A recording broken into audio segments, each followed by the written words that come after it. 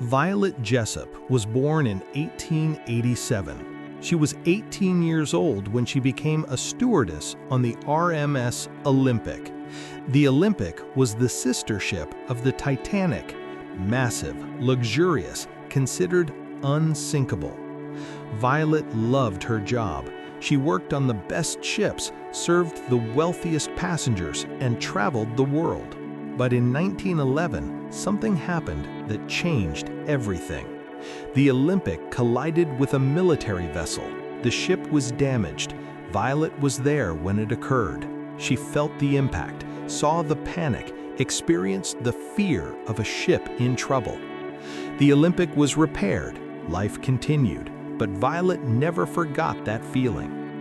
In 1912, Violet received an offer. The new Titanic was making its maiden voyage, the most luxurious ship ever built. She was hired as a stewardess. This was her dream job. Every stewardess wanted to work on the Titanic. But something inside Violet felt wrong. She couldn't explain it, just a sense of dread.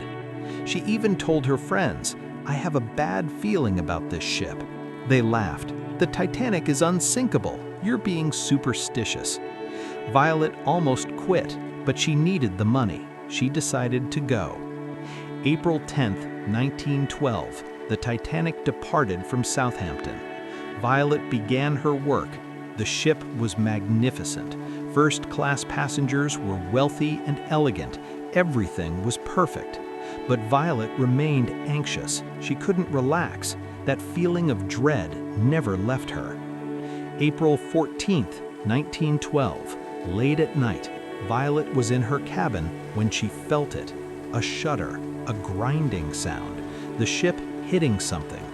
She rushed on deck. The captain made the announcement. The Titanic had hit an iceberg. The ship was sinking.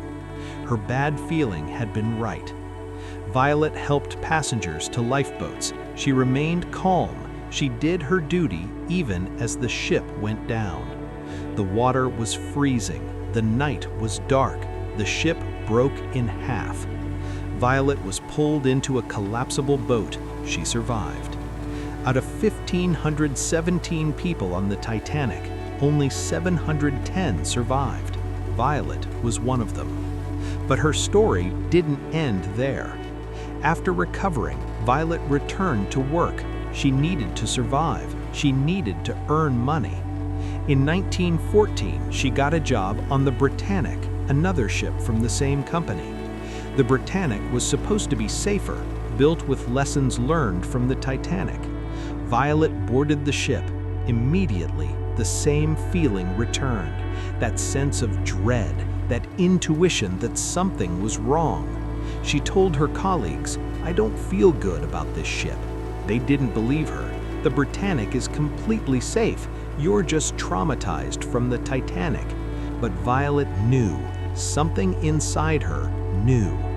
November 16th, 1916, 4 years after the Titanic, the Britannic was near the Greek coast.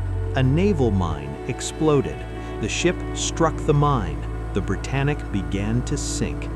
Violet's intuition had been right again. This time, she knew exactly what to do. She had survived the Titanic. She knew how to survive a sinking. She helped passengers, got to a lifeboat, survived the sinking. Most people on the Britannic survived because evacuation procedures had improved since the Titanic. But Violet had now survived 2 ship disasters. People started calling her Miss Unsinkable, the woman who couldn't be sunk. Her story spread through maritime communities. Workers on ships knew about Violet. Some called it luck, some called it coincidence. Violet never claimed to know. She only knew that she felt things. She sensed danger, and her senses saved her life. Twice. Violet Jessob lived to be 83 years old. She never returned to the sea after 1920. She spent her remaining years telling her story. Few believed her completely, but the facts are documented. The Titanic sank in 1912. Violet survived. The Britannic sank in 1916. Violet survived. 2 ship disasters, 1 survivor, an extraordinary life. What can we learn from Violet's experience? Violet's life teaches us something important. It teaches us about listening to our inner voice, that quiet feeling that something is wrong. Most people ignore that voice. We call it fear, superstition, irrationality. But sometimes that voice is right. Sometimes our subconscious knows things our conscious mind doesn't. In relationships, sometimes we sense when something is wrong, we ignore it, and we get hurt. In business, sometimes we feel that a deal is too good to be true, we ignore it, and we lose money.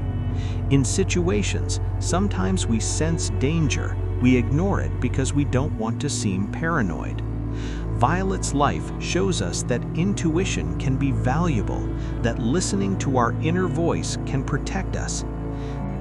Maybe that's the real lesson, not that intuition always prevents disaster, but that honoring your intuition helps you survive disaster.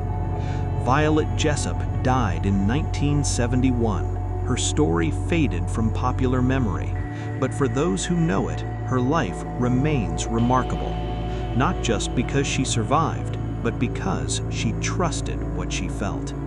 In a world that tells us to ignore our feelings, to be logical and rational, Violet listened, and that listening saved her life.